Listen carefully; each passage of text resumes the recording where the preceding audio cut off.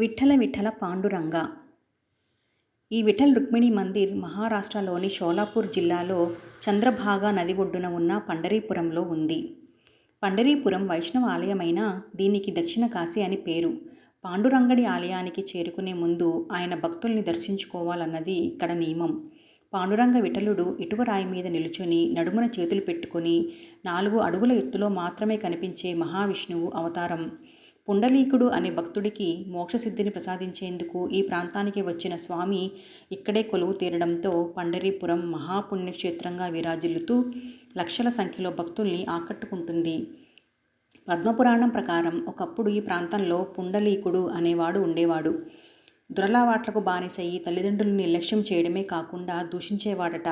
కొడుకు ప్రవర్తనతో విసిగిపోయిన ఆ వృద్ధ దంపతులు తమకు మరణాన్ని ప్రసాదించమంటూ విష్ణుమూర్తిని వేడుకునేవారు. అలా ఓసారి పుండలీకుడు కుక్కుటస్వామి అనే ఋషి ఆశ్రమానికి వెళ్ళాడు.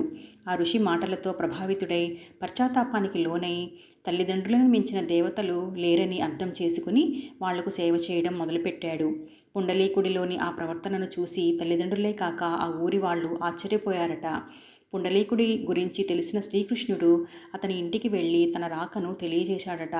ఆ సమయంలో పుండలీకుడు తన తల్లిదండ్రులకు సేవ చేస్తూ అదే విషయాన్ని స్వామికి వివరించి తాను వచ్చేందుకు సమయం పడుతుందని చెప్పాడట.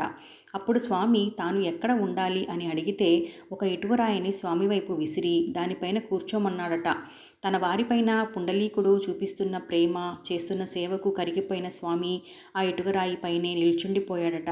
కాసేపటికి బయటకు వచ్చిన పుండలీకుడు స్వామిని పూజించి క్షమించమని కోరి ఆ తర్వాత ఇక్కడే ఉండిపోమ్మంటూ వేడుకోవడంతో శ్రీకృష్ణుడు ఆ ఇటుక మీదే శిలగా మారిపోయి పూజలు అందుకుంటున్నాడట.